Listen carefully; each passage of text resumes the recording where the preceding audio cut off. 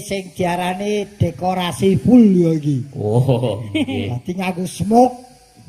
Dikai kebul to. Nggih, ngangge kebul. Wah, Jan nggih matur nuwun niki sajek jumlek wiwit kuncung nganti gelung nggih nembe sepisan niki kula sowan tlatah mriki, Pak. Namung sami kalian kula Pak Mas Gareng. Nun, Sami kula yen nembe kepet pemben menika sowan dhateng Serut. lah berangkate niku dhisik panjenengan wis nembe sepisan niki. Nggih. Wo. Pancen kene iki nek lak jane nggone Tratahe Sukoharjo ki daerah apa ki Jus kene iki desa Jus. Kok desa Jus to? Iki kene ya desa apa? Desane desa Serut. Serut ki biyen saiki dijus. Ora es. Kuwi iki kaya es wae lho. Lah. Serut ya serut, aja diganti jus. Aku seneng jus kok. Wong senengane dhewe-dhewe kok. Iki tlatah kene iki pancen hitungane pinggir Sukoharjo pinggir. Pinggir dhewe. Kecamatane melu muter. Nguter lek. Ora muter kene iki muter aku lek goleki mau muter-muter ora ketemu-temu. Lek goleki desa kene iki ora ketemu-ketemu. Wong Sherlock kok ya saiki wis mudah. Sherlock kula kalih Sherlock ora percaya saiki. Ora percaya iki ngopo? Tahu lho, wong lewat dalan terus ngerti-ngerti ngarepe kretek cilik mobil ora iso mlebu lah kok. Wedokane jero HP iki terus saja. Aku le masuk terus dasmu iki aku. Kretek cilik kon terus lho. Ya aja mutungan ngono kuwi. Makane ngendikane Pak Anom ki wis cespleng. Ces pleng pripun? Bingung aja jagake werna-werna. Tutuk kentongamu takon mesti ketemu. Lah kuwi. Oh. Kuwi ngendikane Pak Anom ki tetep tak nggo. Oke ning tlatah kene iki tlatah Sukoharjo ki nggone seniman kumpul. Mula Seniman kumpul. Loh, Seniman kumpul iki. kene iki senimane lah akeh. Oh. Dados kaya panjenengane Pak Anom ki ya. Iya. Harga ya timasan kae ya Tratahe Sukoharjo. Sukoharjo. Nggih. Ah, nggih to, Pak. Nggih. Iki dalang loro ki disingkat dalang abad. Kok abad piye? Abad. Iki dalange abad. Anom Surata Bagong Darmono. Abad. Abad. Neng kae ora maju, jane jenenge kudune diganti. Ganti apa? Aja Bagong Darmono, Bagong Dar Stereo. Kok terserio piye? Saiki mono iki wis ora.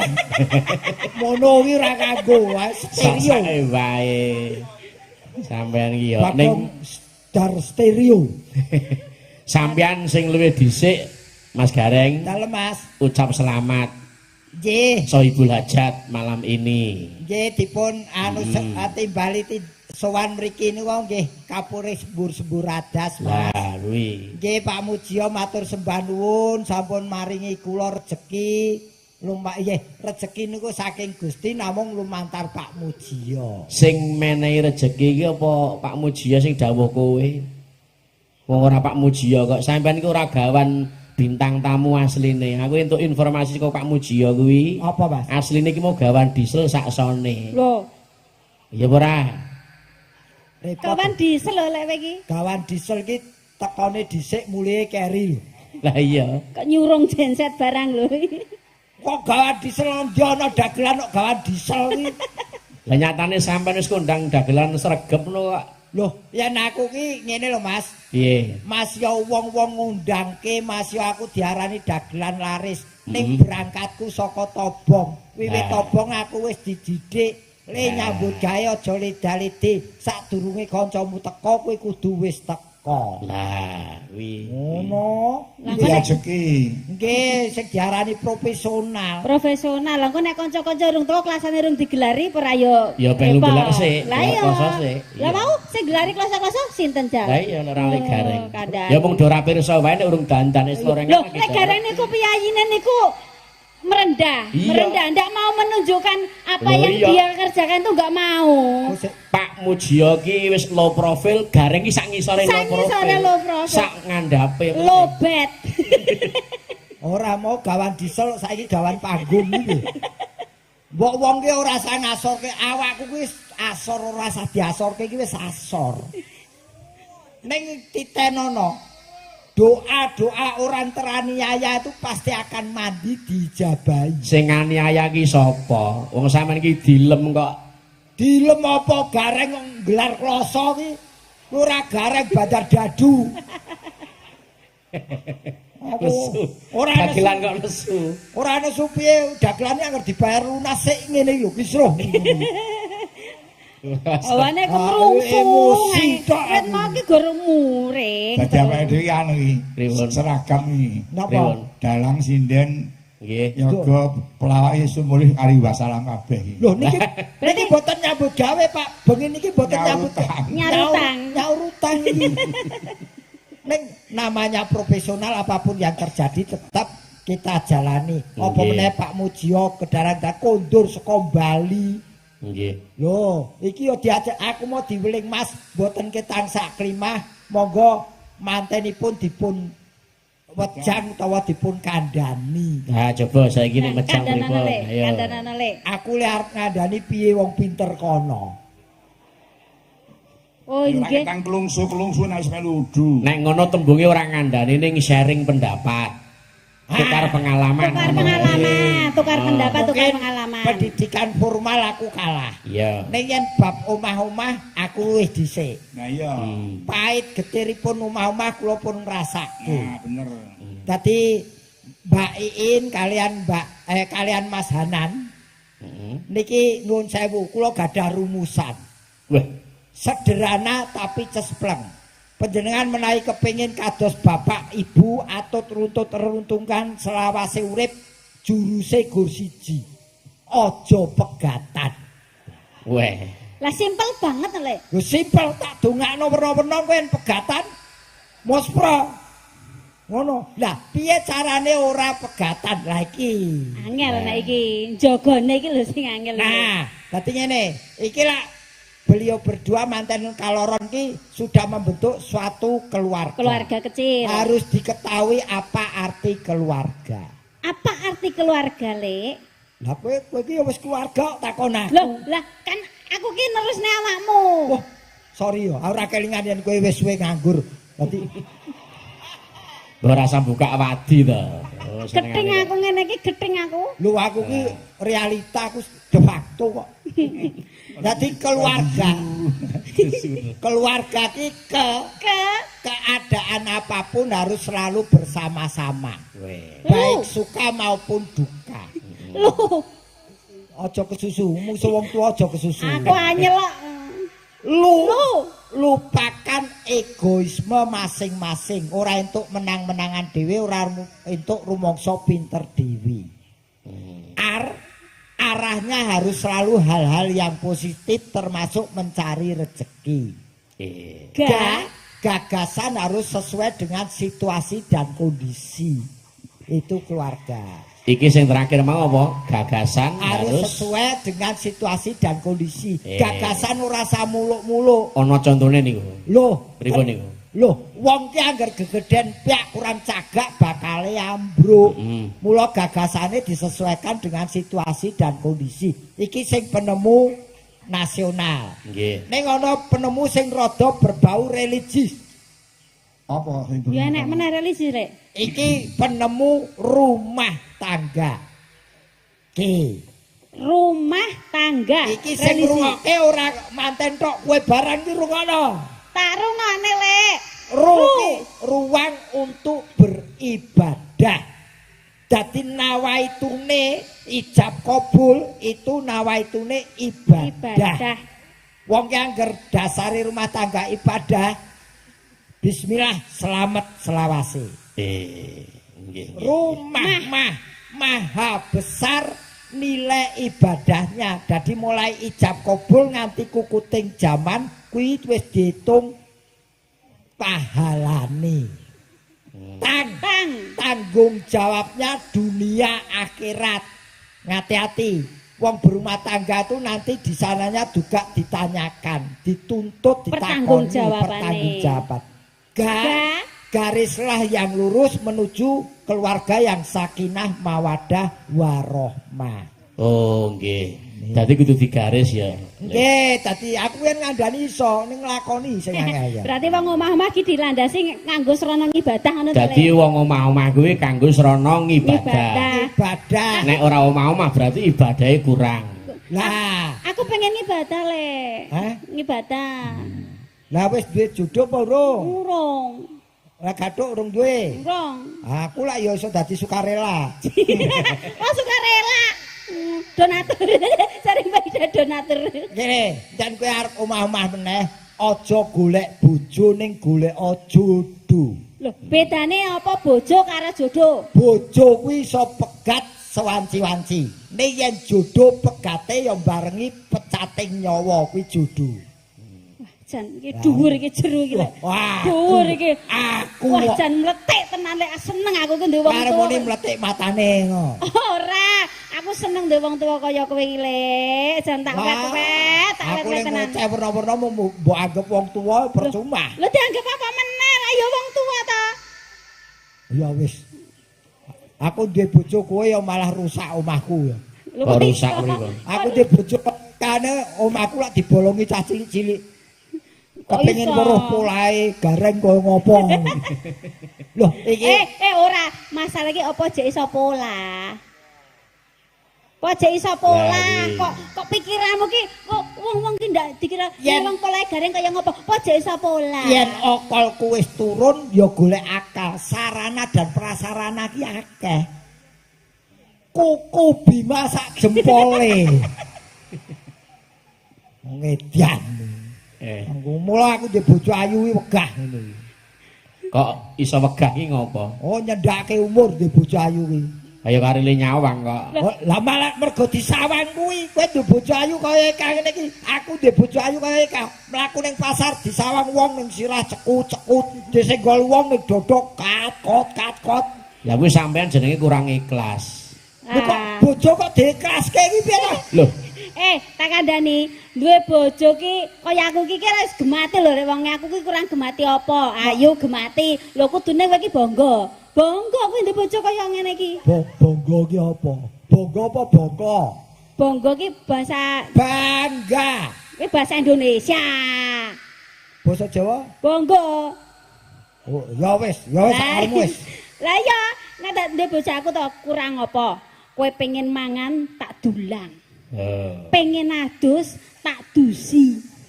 Pengen mlaku tak tuntun. Alu wong ora ndek bojo kowe. Duwe bojo kowe stroke iki mau. Lho kok iso setruk? Lah mangan saking adus. gematine wong wedok ning wong lanang kok. Gemati apa mangan didulang adus didusi apa-apa diladen. Lho gemati. Stroke kuwi sing lanang. ora usah emosi lek, tak omongi ya. Apa Mas? Kuwi salah satu kewajiban dari seorang istri terhadap suami. Lah. Nek tembunge kaya ngono ki ora kewajiban ki ngetokke sing lanang wis ora iso apa-apa. Lho, ya ora ngono. Kowe najan ora iso apa-apa, ora apa-apa nek aku terima. Aku ora iso apa-apa ning ana sebagian sing iso apa-apa. Alah iso apa-apa lek ndilar enti kidul, ndilar enti kidul. Wedal ra. Rumangsamu ki uceng-uceng kowe. Kayak pitik nyucuk pincuk aja. Lah nggih, kula niku ya Lek, wis to. Kowe nek duwe bojoku, aku ki apa wae trima. Kowe ki serapayu ndagel ya trima wong Lah, kowe apa? Mau dadi petani wae aku wis trima lho. Tenane. Lho, tenan kurang apa? Aku ki kurang apa? Kurang apa? Kurang apa aku ki? Kurang trima apa? Kowe kurang waras. Lho kok kurang waras piye to? Lu kurang apa ya ketono piye carane kok kurang Lah apa? iya, kowe dadi petani ya. Aku ku ya jek iso nampa kowe Lek. Tegese ora kudu dadi gareng. Ora kudu dadi dagelan kondang. Petani ento. Petani ora apa-apa, ora ketang-ketane sawah gur nandur kentang. Ora apa-apa. Dadi rak sewayah-wayah katokmu suwek kentange metu iso nggo tuku katok. Iya ora? Lah kuwi. Kurang apa? Kurang apa ku Lek? Kurang apa? Kurang apa? Oh, sik omongmu ki lho. Lho piye to? Wah omong ki ngene lho. Kowe tau sekolah ning sekolahan to? Ana bahasake, ana titik, ana koma. Iki yen ngomong ki ya nganggo koma, engko titike piye ning ngendi? Omong aja diteruske, penompone kene ra enak. Lho, Dadi yen aku dadi petani, aku ki jek trima. Aku nggono bojoku petani ora apa-apa. Terus Ora ketang-ketang ning sawah gigur nandur kentang. Koma, Koma. kentang ki koma. Koma yo genane komane kok muni ora iso ana Ya yo komane lho. kentang ki komanen sih. Koma. Sewaya-waya nandur. Sewayah-wayah niku kathokmu suwek kentange metu. Lah ki ku sih. Lho, piye to? Nggon kathok suwek ki komanen meneh. Nggon kathok ki suwek. Suwek. Dadi sewayah-wayah kathokmu suwek. Koma. Koma lagi kentang. Kentangmu metu. Kok Koma. tetep kentange metu. Lah piye Kok metu? kathoke wis disuwek kok kentange tetep metu. Kok sik iki pelajaran apa metune kentang kok ngenteni kathoke suwek iki piye? Lah yo kuwi lho nandur kentang. Metu ra metu kathoke suweken. Ngono lho. Kuwi Ben metu kentange. tak omong ya, tak tengah ya. Kuwi karepe ngono cepat tanggap. Dadi zaman saiki iki zaman sing satset Wah, dasdes. lah. Lho, kuwi. Iki lho, sak pemikiran. Dadi nek eneng apa-apa ki umpama kathok suwek langsung kentange langsung metu. Ngene. Terus didol karepe ngono. Ngene. Yen Piye? kowe napa omongane Kang, saiki kathokku tak suweke kentangmu sing botoke. Ya ora Ngono. iso.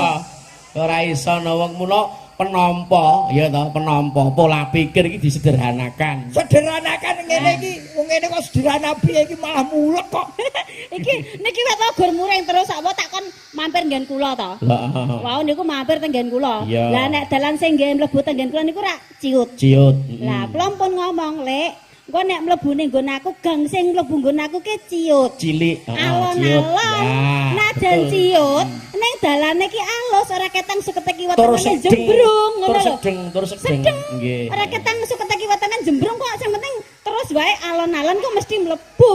Iya. Lah, Kuwi gandeng Kuwi yang sing dikandani iki cah cilik kuwi ya, nek bareng sing dikandani iki kawak-awu ngene kuwi omong kok ngono kok aku terus bayangke to. pembayangke Kowe piye? muni kiwa tengen jembrung. Lah aku lah. Aku ki saking suwene ora kok berbubuti suket. Iki ki usum udan. Lah. Ketukulan ki gampang ngrembaka. Lah, Karepe ngono ngono. kuwi. Lah, iya. Positive thinking to. Lah, wong iki positive thinking. Nek kaya ora suket ya wong gedhe-gedhe ya mak. Kayak alang-alang aja. Alang-alang. Bener, bapak lagi ngendika alang-alang. Bapaknya bareng ngendika ilmu makdes ngene. Kuwi alang ya paling ora nganu to, alang-alange ki jabutana ganti suket teki. Wong wah aku gumono ngatasi apa presiden penyanyi kondang omahe blesek. Loh, aku ra wis ngomong. Oh, Ma. Dalan sing nggo mlebu ning nggon aku ki ciut, Le. Sok meneh Alon-alon kok Gandeng ndak kuwi- licet mobilmu. anu nggonmu ki jembarno to. Heh, Dalane iki jembarno. dijembeng. Kok dijembeng? Lah piye? Dalan kok dijembarke. Di anu, Diambake. Dilar. Dilar. Nah. Supaya tamu ki yen dolan ning nggonmu ora repot. sakjane ki ndeknya tak lar rada rene iki lho Om BG. Tak lar. Piye to? Kowe jane iki sindan apa tukang parkir tanganmu jepaplak. Lho, iki kan ngomong ke dalan kuwi mau. Aku lagi iki lho, ndagel kok disuk karo wedan iki lagi iki lho. Panggung semene iki semono dinteki wedan. Sampeyan yo ngewuhke, engko nek ora disuguhi wedang derkane ora disuguhi. Nah, wong kok Wong kok piyai kok ngewuhke men sampean Kandhane, iki. Lah disuguhi malah repot ora iso obah gara-gara wedang. Lah terus piye penake? Apa sampean gawa apa tok sunggi apa piye? Aku arep usul Pak Mujio. Apa? Usul piye? Dalange sing kono ganti wae. Lah kok kon ganti iki piye? Ket mok jer ngeroyok aku Bagong dar stereo iki. Dari mana? Moh aku seneng stereo kok mono. Oh, ngeyel. Ning aku ambak ninun sewu Mas Bagong. Pripun? Panom niki ambak kula dereng tepang caket kalian Pak Mujio. Saya sudah mengetahui tipenya Pak Mujio. Piye, Le? Menurut kalian Pak piye? Mujio itu manusia yang saya ibaratkan manusia yang sudah punya watak jari manusia. Jari manusia ki enek 5, Le. Nah, manusia itu harus meniru jari manusia. Jempol. Iki tegese apik. Hidup di dunia itu harus bagus, baik ucapan, hati, pikiran, Iya, Mujio. perilaku. Nggih, Pak Pak Mujio. Mujio.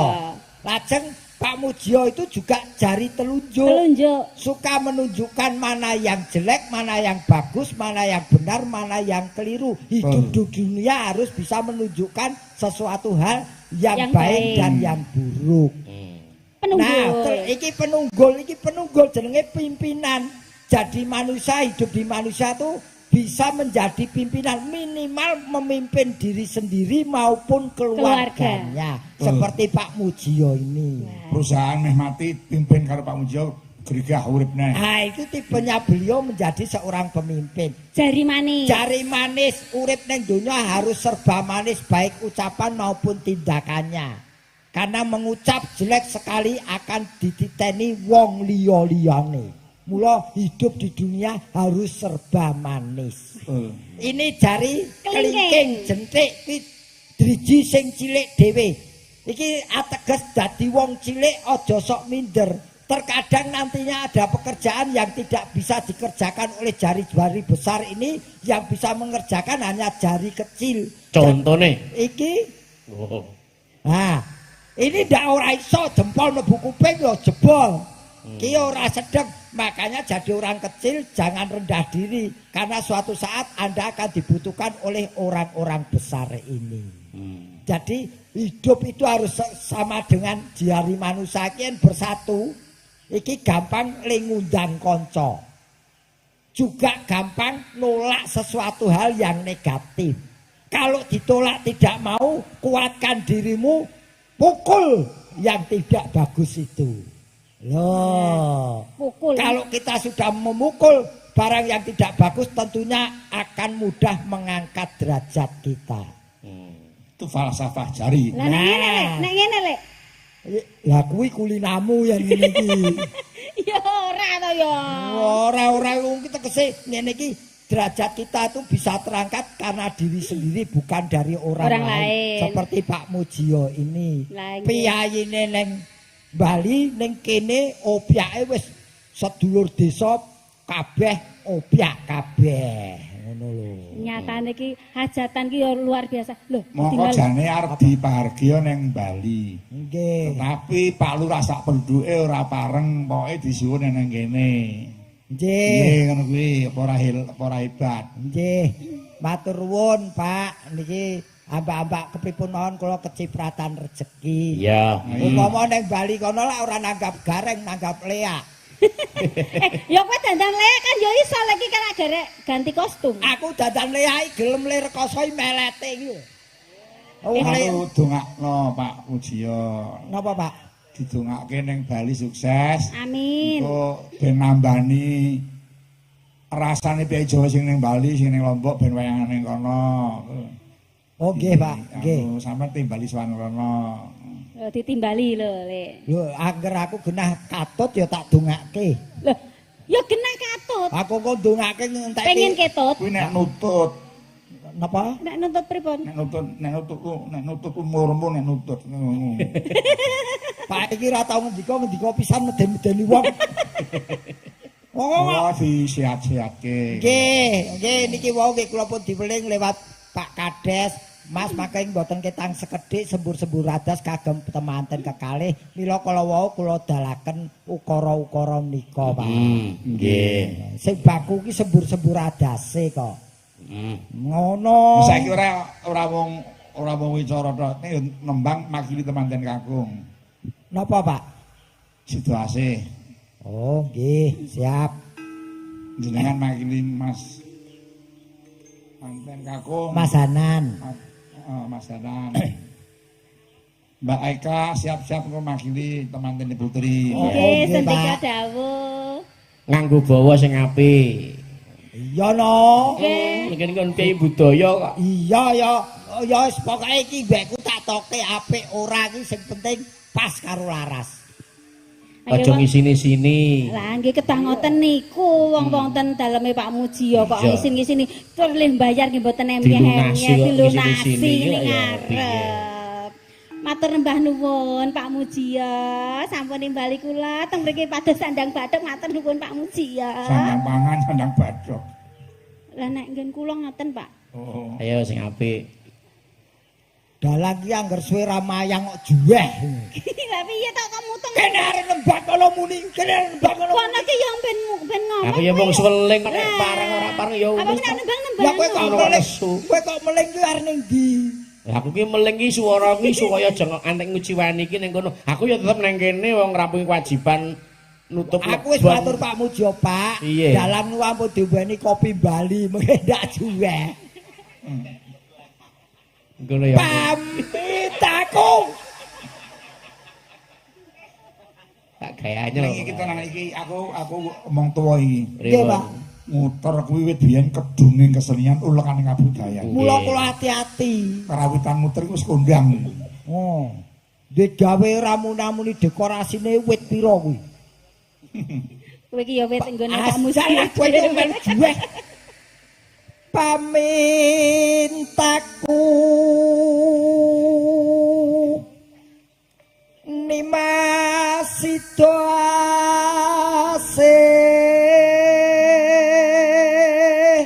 Suarane apik ya Mbak Eka. apik bar dicetok. Iya ning apik nek ora nyuwara.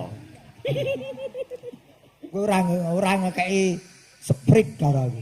kok sprit, Kekuatan iki. spirit. Spirit. Oh, sprit. Kene sing jembar lek, kene lek. Ije. Kakang, Apa yai? mlaku amrene Kakang. Ije.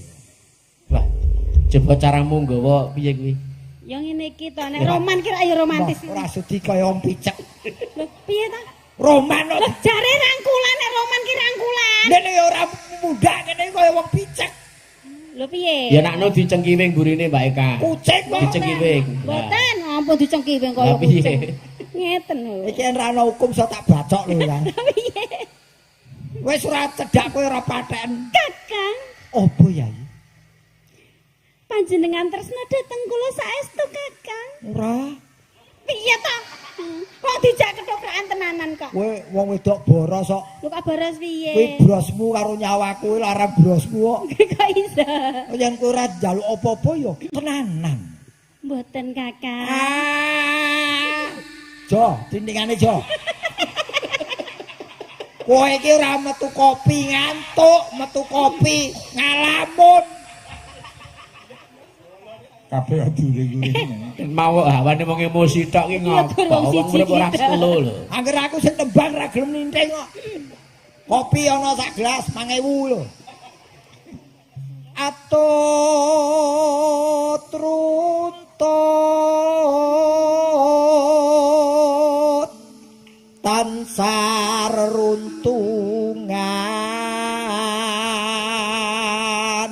Eka, Dawuh Kakang. tak ibaratake gunung.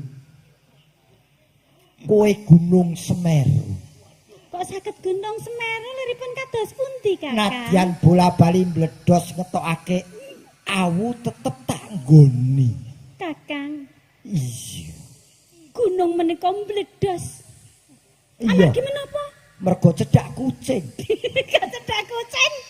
Lho gunung iki jago gunung metune kucing. Jare kena bedol. Oh bedar. Jebul pae iki ya jago cek. Pae ya jago ceki.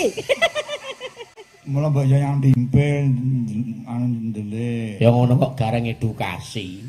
Lah napa to? Ngene gunung ngene. Apa kuwi? Oh. Ya sing apik padha muni kok terus kucing. Nyerekke. Iki Bandar Cabdikan nesu. Ing sarina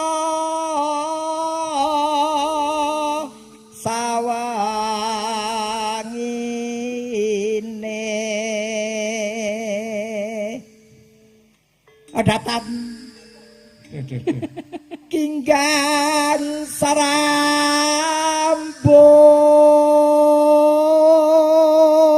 sarambut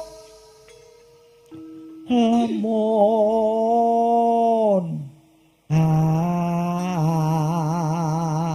ado caketing ati Gelem-geleme kakak aku ya wegah ya.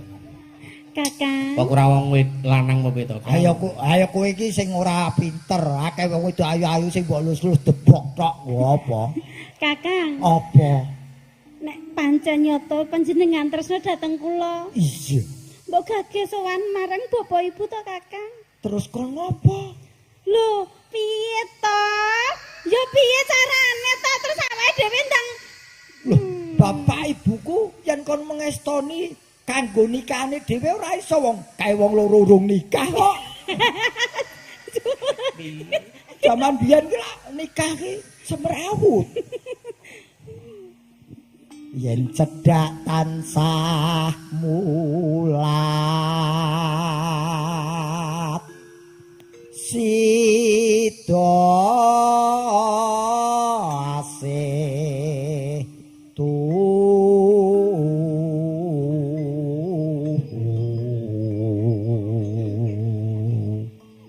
HP-ne sapa muni iki? HP-ne sapa muni iki? Angger ora dipateni tak dol. Pindha mimi lan mintuna. Nano. Aku ki latah. Iya. Bapak ngendika nano iso aku katut. Ayo bareng. Ten pundi, Nduk? Ya kaya cingkoke biyung isara kuwi. Ayo bareng. Ora angel aku balik laras. Ayo bareng di masa netepi wajib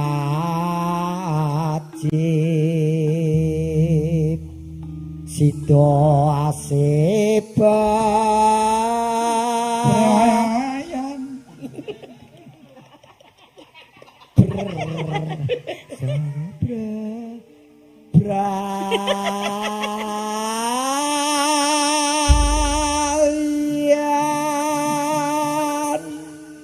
Aku malah katut to iki. Tak wiyo tibone sampak. Ya. Niki ditutuke napa mboten, Pak? Lah iya no kena kowe sampean makili teman Kakung. Oh, nggih. Ayo ganti Mbak Eka, Siap. makili Mbak Iin. Nggih. Yo beksa.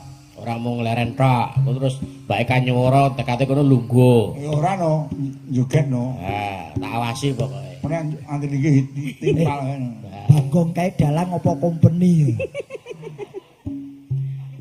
Lah ngopo?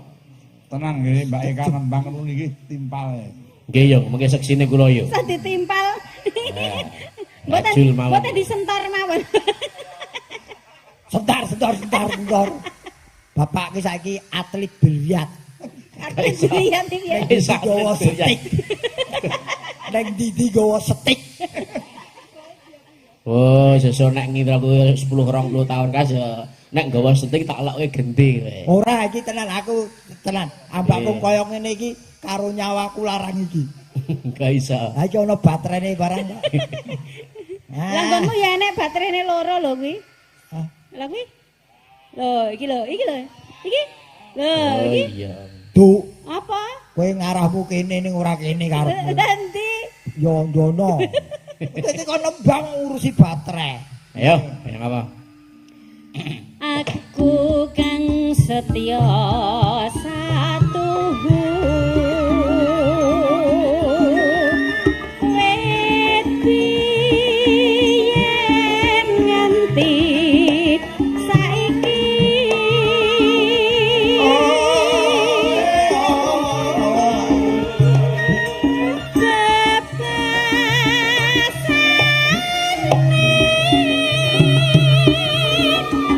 Boten apa-apa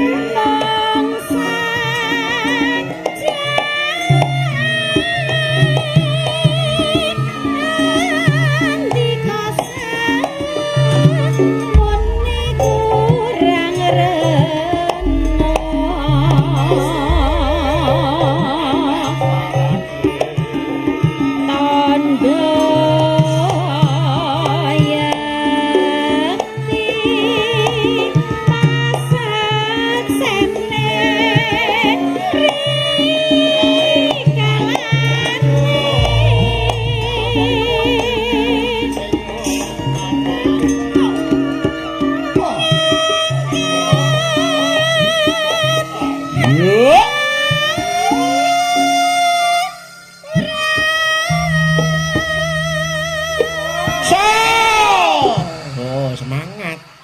Wong urip iku kudu semangat. Bisa bosok kupingmu.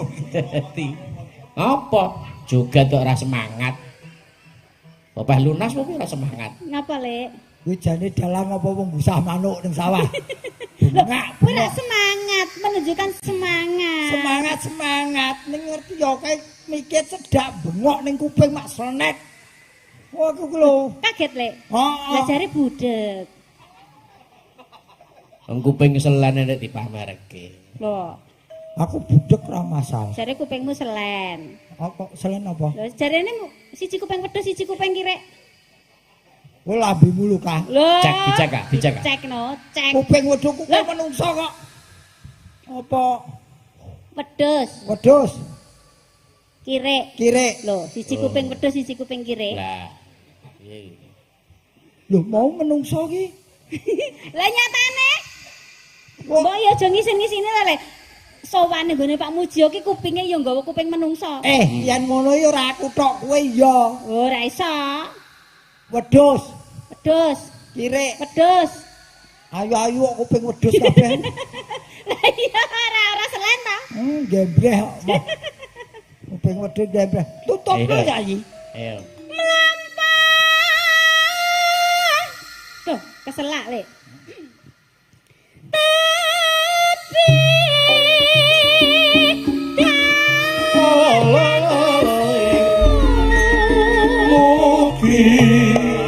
Ya,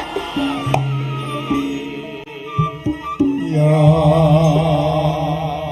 saya Lek. Mik aja mbok cedakno kono mulane aku keselak. Apa? Mik iki aja mbok war kancane. Mulane ndak aku keselak. Iki ora awor, iki punjen. Kok punjen piye ta? Meke punjen karo kancane. Ngarang. Diselipke kok rasa nyekel kok. Lagi rioni ya kabeh. Mek dek reoni. Heeh, iki meke sik ngitung anggaran. Yo. Mugianto berkaing widi anti sambung tansah